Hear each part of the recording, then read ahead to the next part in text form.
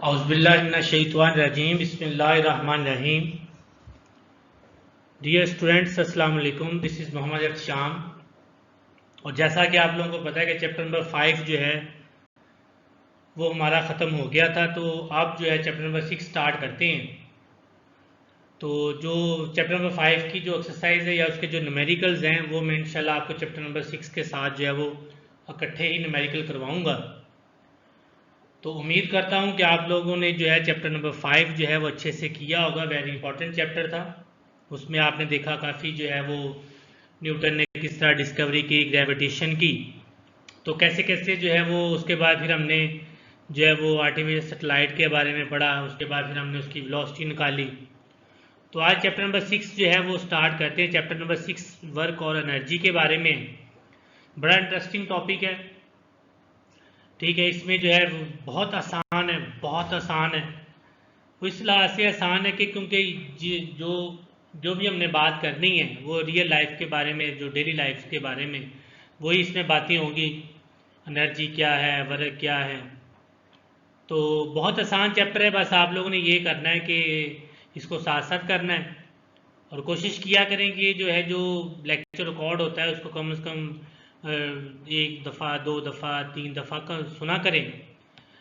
फिर भी कोई मसला मसाइल हो तो आप जो है वो मैसेज करके जो है वो अपने वो जो है वो हमसे पूछ सकते हैं। तो चैप्टर स्टार्ट करते हैं।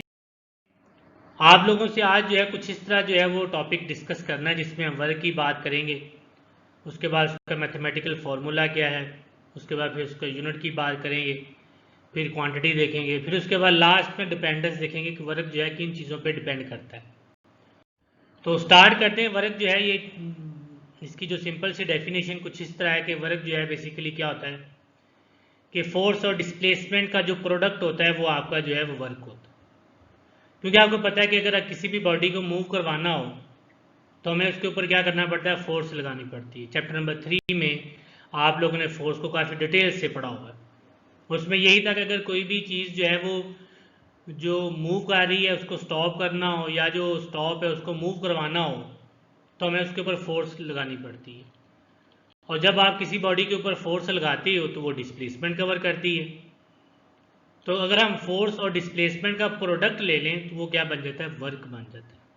इसका जो है वो मैथमेटिकल फॉर्म जो है वो मैथमेटिकल फॉर्मूला कुछ इस तरह है, W is equal to F into S, यानी कि फोर्स और डिस्प्लेसमेंट का प्रोडक्ट जो है।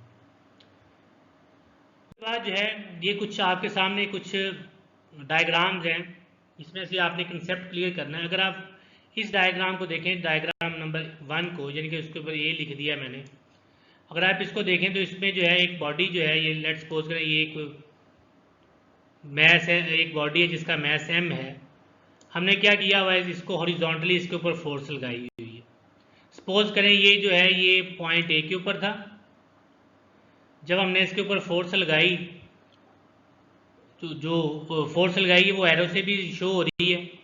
तो फोर्स लगाई वो मूव करके कहाँ चला गया, पॉइंट बी के ऊपर चला गया, इस पॉइंट के ऊपर आ गया। अब वो पॉइंट बी के ऊपर आया तो इसका मतलब है उसने जो है ए से लेके बी तक कोई ना कोई क्या कवर किया, डिस्प्लेसमेंट कवर किया। और इस डिस्प्लेसमेंट को हमने क्या कहा हुआ है, एस कहा हुआ है। ये तो हो गया सिंपल सी एग्जांपल कि जिसमें आप जो है बॉडी को क्या करते हैं, हॉरिजॉन्टली मूव करवाना हो। अगर आप इस डायग्राम में देखें, जिसको डायग्राम जो है वो बी इसको कह लेते हैं, अगर आप इसको गौर से देखें तो इसमें जो है वो फोर्स जो है वो हॉरिजॉन्टली नहीं लगाई हुई। मतलब कहने का अगर आप इस एरो को गौर से देखें, जो रेड एरो वाला है, रेड एरो जो है फोर्स को शो कर रहा है, ये हॉरिजॉन्टली लगी हुई, ये थोड़ी सी इंक्लाइंड लगी हुई। इंक्लाइंड का मतलब जो है वो थोड़ा सा ऊपर को करके लगाया हुआ है हमने।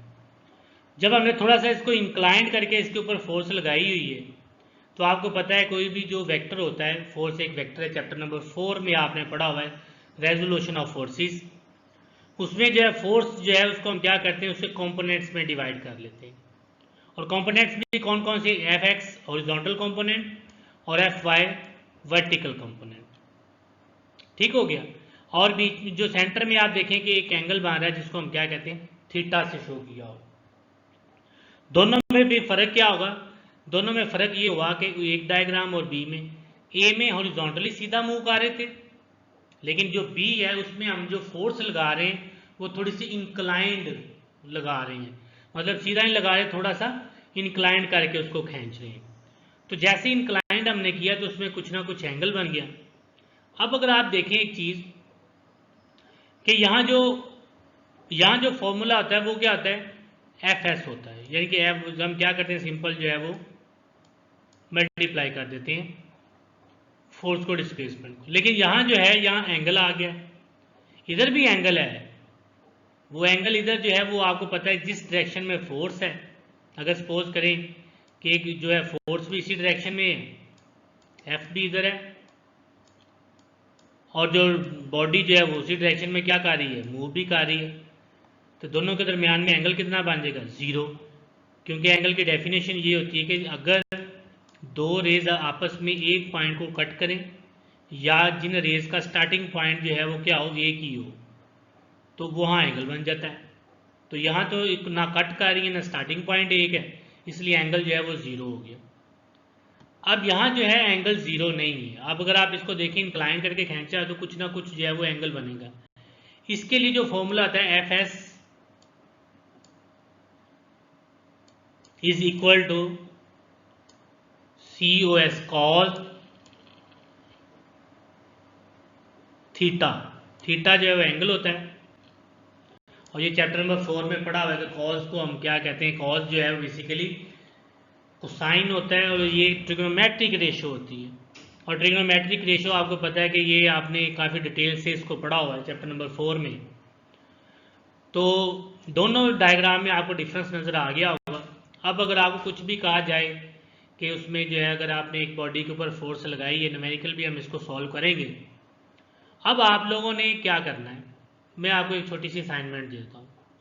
आप लोगों ने एंगल को वेरी करके चेक करना है। सबसे पहले आप थीटा 0 ले लें, उसके बाद थीटा जो है वो 45 डिग्री ले लें, फिर थीटा जो है वो 90 ले लें, फिर थीटा जो है वो 180 लेके आप लोगों ने थीटा की जगह पे यहाँ जो सर्कल किया हुआ है यहाँ वैल्यू पुट करते जाएं। 0 पुट कर लें, 45 पुट कर लें, उसके बाद 90 पुट कर लें, ठीक है, उसके बाद 180 पुट कर लें। तो आपको आइडिया हो जाएगा कि जैसे जैसे एंगल चेंज हो रहा है, जो वर्क है उसकी वैल्यू भी क्या होती जा रही है, चेंज होती जा रही है। तो आपको पता चल जाएगा कि मिनिमम कब है और मैक्सिमम वर्क कब होगा। तो ये ज़रा इसको आपने असाइनमेंट के तौर पे आपने लाजमी करना है। अब हम चलें आगे। तो वर्क जो है आपको पता है कि एक जो है फिजिकल क्वांटिटी है, और आपको पता है कि फिजिक्स में हम उन्हीं क्वांटिटीज़ को पढ़ते हैं जिनको हम मेजर कर सकते हैं, और वर्क को मेजर करने के लिए जो है कोई इंटरनेशनल यूनिट जो है वो भी होना चाहिए। वैसे तो अगर आप इसको देखें तो एफ एस होता है। तो अगर आप इस फॉर्मूला को देखें तो एफ जो है वो फोर्स है, फोर्स का यूनिट क्या आता है, न्यूटन। फोर्स का यूनिट क्या आता है, न्यूटन। और जो एस है वो डिस्प्लेसमेंट है, उसको वो क्या होता है, वो मीटर होता है। तो इसका फिर यूनिट हो जाएगा न्यूटन मीटर। लेकिन जो सिस्टम इंटरनेशनल में हम यूनिट यूज करते हैं वो होता है जूल। वो क्या आता है, जूल। उसको जे से रिप्रेजेंट करते हैं। अगर आपसे पूछे कि डेफिनेशन ऑफ जूल क्या है, ये क्वेश्चन इस तरह शॉर्ट में आया भी हुआ है कि define the unit of work. जो वर्क है उसका यूनिट डिफाइन करें, यूनिट को डिफाइन करें। तो फिर आप क्या करते हो, आप जूल को डिफाइन करते हो। आप किसको डिफाइन करते हैं, जूल को। और बहुत आसान सा है। लेट्स सपोज करें, ये जो रेड कलर में स्टेटमेंट लिखी हुई है, मैं आपको एक डायग्राम बना के पिक्चर से शो कर देता हूँ। लेट्स सपोज करें कि ये मेरे पास एक ब्लॉक है। अब इस ब्लॉक का मैथ सपोज कर लें कि वो कुछ ना कुछ मैथ होगा, हम कह देते हैं कि जनरली कि इसका मैथ जो है वो m है। अब ये रेस्ट पे पड़ा हुआ है। अब मैंने इसको क्या करवाना है, मूव करवाना है।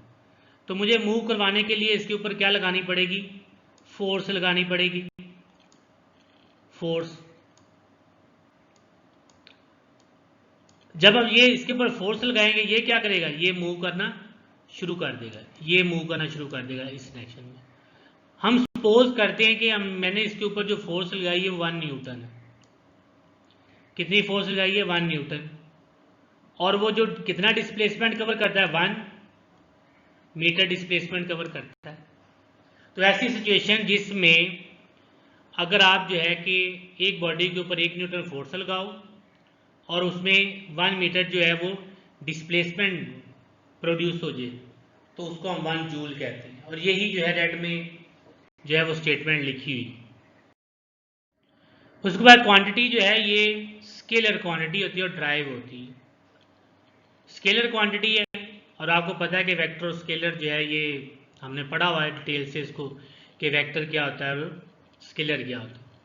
डिपेंडेंस इसकी जो है ये, अगर आप इसको गौर से देखें तो मैं फॉर्मूला एक लिख के आपको बताता हूँ, दोबारा वही फॉर्मूला लिखता हूँ, F S is equal to cos theta. इसमें देखें कि हमारा जो वर्क है, डब्ल्यू जो वर्क है वो किस पे डिपेंड कर रहा है। आप ये चीज ध्यान में रखें कि फॉर्मूला से बहुत सी बातें क्लियर हो जाती हैं। तो वर्क जो है ये नंबर 1 फोर्स पे डिपेंड करेगा,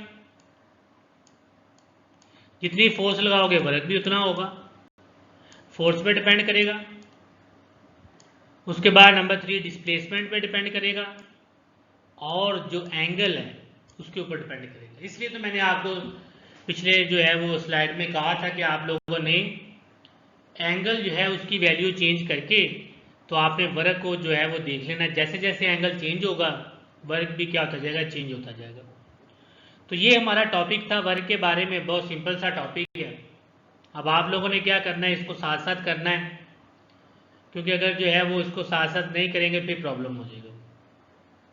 अपना बहुत सारा ख्याल रखिएगा, दुआओं में याद रखिएगा। अल्लाह ने की बात।